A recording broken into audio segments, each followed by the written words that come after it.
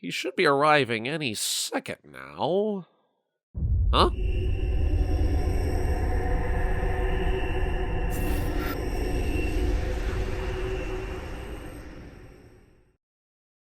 You got a light? Yeah. Here. Thanks for agreeing to this, by the way. No problem, Mr. Rosewater. I'm always eager to find untainted avenues to present my philosophy. Untainted?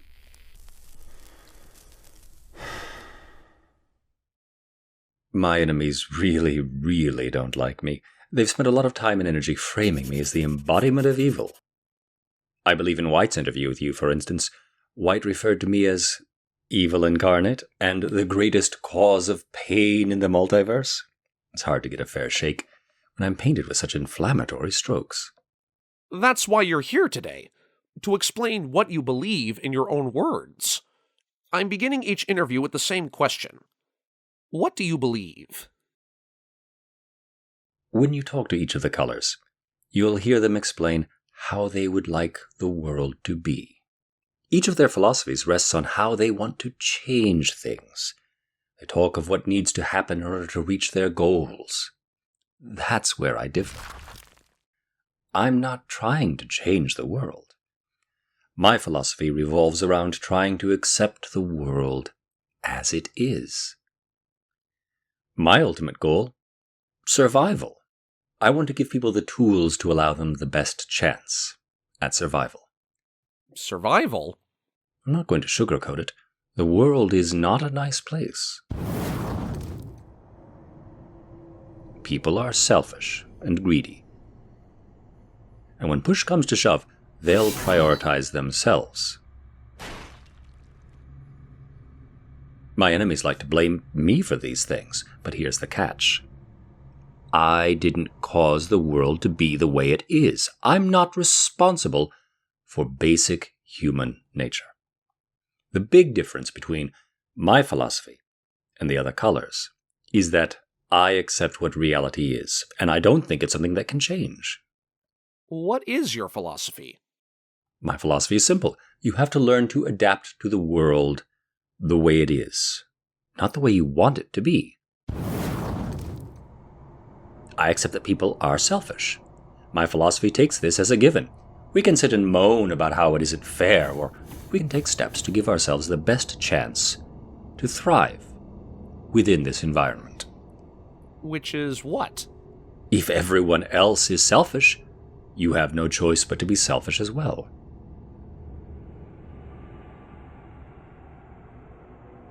If you try to be selfless in a selfish world, guess what happens?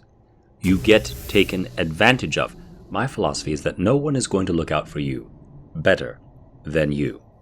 You are more motivated than anyone to make sure that you have the things you need. So much so that I believe that the only way to get ahead is if you act as your own advocate. So you're saying that you believe people have no choice but to be selfish? I'm saying that people by their very nature are focused on their own needs, which, by the way, isn't such a horrible thing. It creates a system built upon individual rights. Individual rights?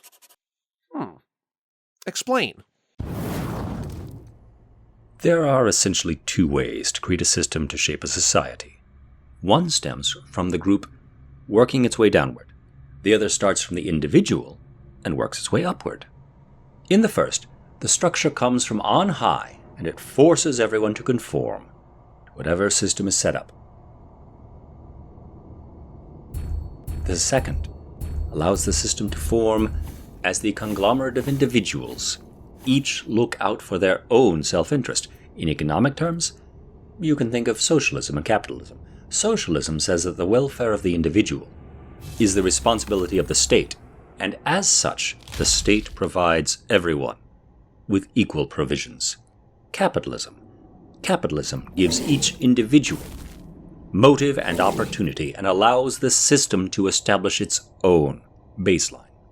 Socialism promises stability, but with no variance. Capitalism is very open-ended, but each individual carries his or her own risk.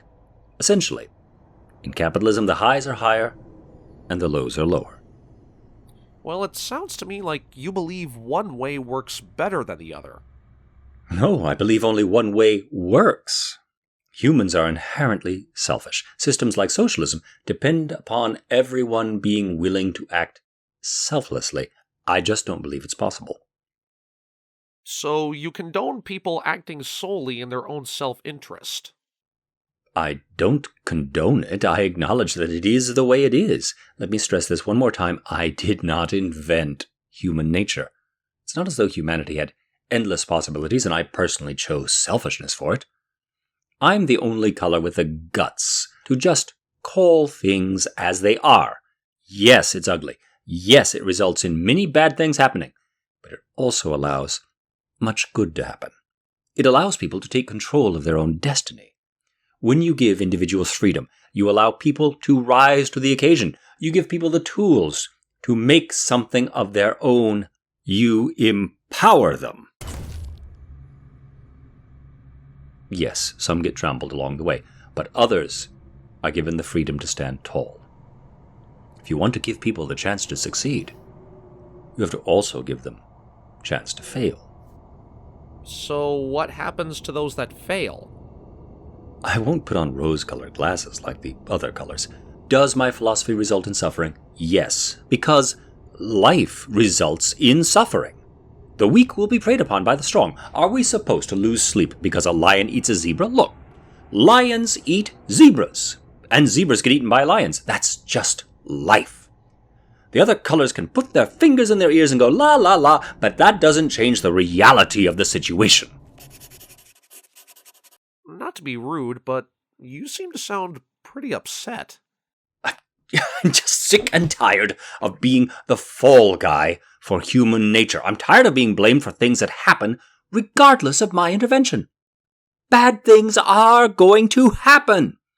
People are going to suffer. Life is very, very hard. I don't see colors blaming green for natural disasters. I'd be perfectly okay with this blame game if there was some consistency.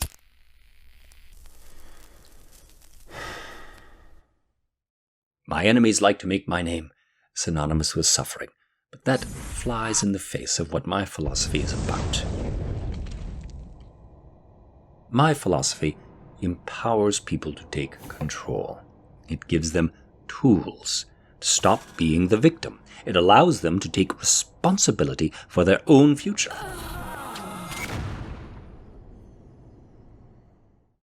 I help people end their own suffering. So you're not the embodiment of evil? I don't even believe in the concept of evil. It relies on the existence of absolute truths, which, to the best of my knowledge, no one has ever proved the existence of. Well, to my knowledge, all throughout history, every great moralist has talked about selflessness. Doesn't that mean something? Tell me, if these so-called moralists were truly as selfless as they claim, then why are they asking others to be selfless? The truly selfless would not want to see his fellow man sacrificing himself. After all, would you give a man a loaf of bread if you knew that he was then going to throw it away? No, of course you wouldn't.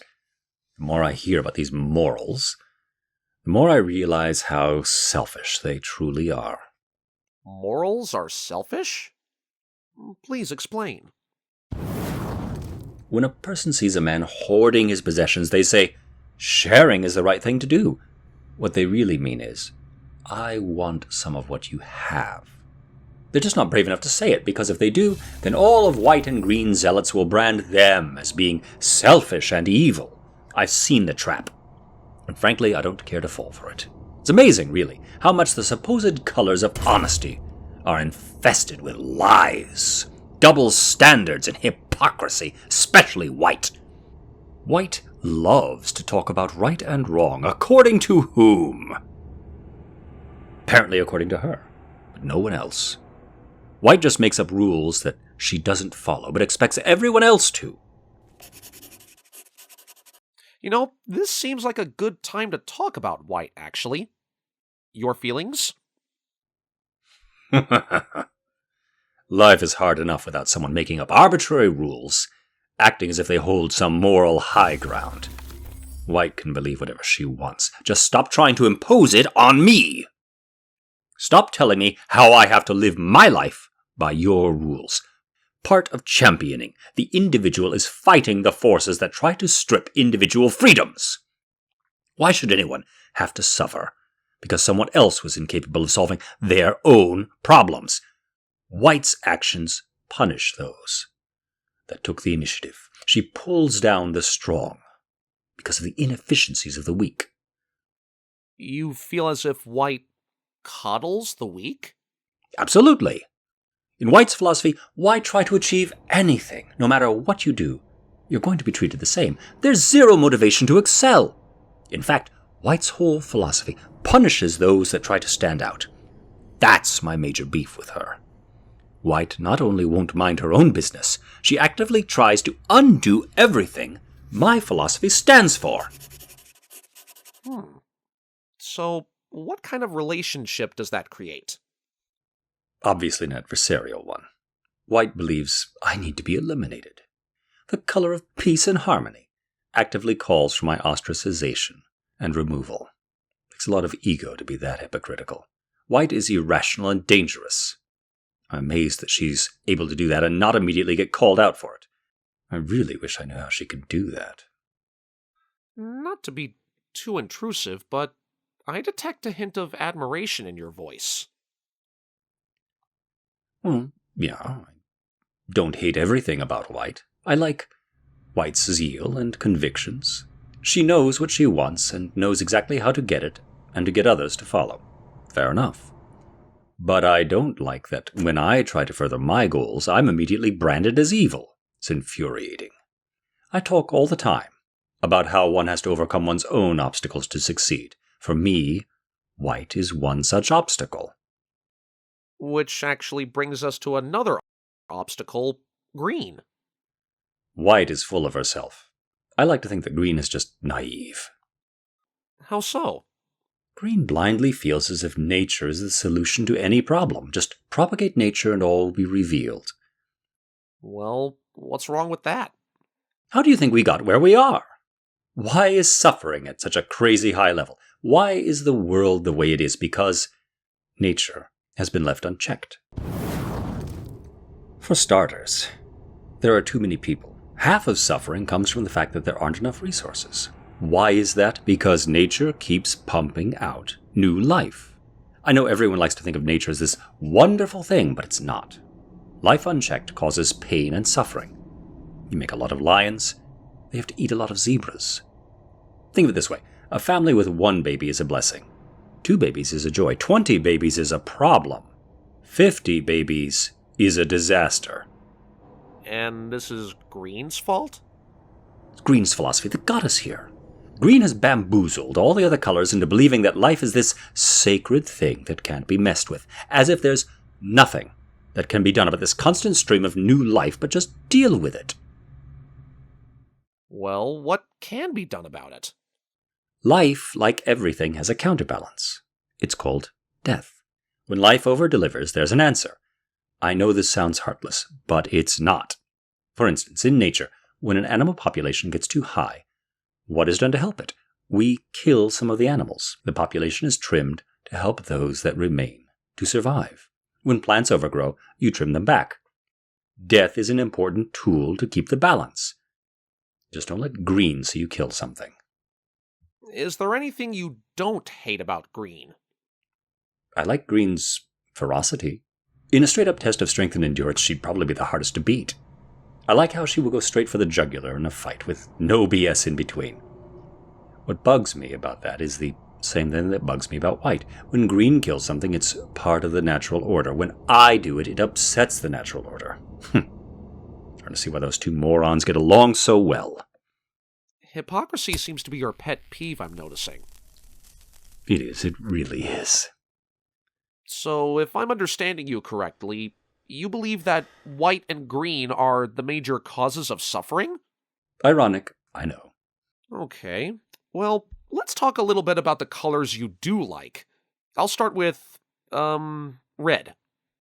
Oh, red's great. Nobody can make me laugh like he can. Red just enjoys life. He's willing to get his hands dirty, and Red gets the importance of the individual. Red understands why you sometimes have to do something to benefit yourself, to the detriment of another. Red is always willing to do what it takes. I have a lot of respect for him. All right, then. What don't you like about Red? Red is a little too reckless for my taste. I'm all for destruction for a cause, but too often he seems to be destructive solely for the sake of being destructive. Red also embraces randomness, a little too much for my taste. When I plan something, I need to know it will go exactly as planned.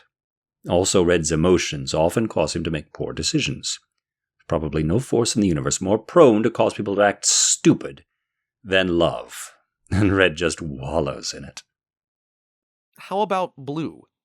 Blue is sneaky. I love that about him. Blue understands how to size up a problem and find ingenious ways to solve it, and he will do it subtly. You don't often understand what Blue is up to before it's too late. I also like how Blue thinks. He studies and looks for weakness in his opponent, which he then is more than happy to exploit. When I work with Blue, I always know I'll get quality work. And the negatives? Blue's biggest problem is that his motivation is a bit off as far as I'm concerned. For example, Blue's a little too focused on the process. He gets easily caught up in understanding why and how, when all I care about is whether it worked or not. Blue can also be painfully slow and often sets himself up to wait on something else happening first. All right, let's talk a little bit about Grixis. What's it like working so closely with Red and Blue? It's been a lot of fun. As the center color, I really have the freedom to pull out the aspects I liked of each of the other colors. I love mixing the zeal of Red with the manipulation of Blue. It allows for a world that's more actively conniving. I get Red's impulsiveness and Blue's smarts. Grixis is a world not to be messed with. It's taken survival to the nth degree. What's it like not having white and green around? Oh, it's awesome. It's like walking around for miles with a pebble in your shoe and finally getting rid of the pebble. Grixis has no morality, no spigot of life pouring out. Everything that's in the world has earned its spot. There's no greater environment anywhere to test one's mettle than Grixis. You can survive there. There's nothing left in the multiverse that should frighten you. All right, with that said, I think we're done here. Thanks for taking the time to talk with me, Black. Happy to do it. It's great to explain things in my words rather than hearing them twisted by propaganda.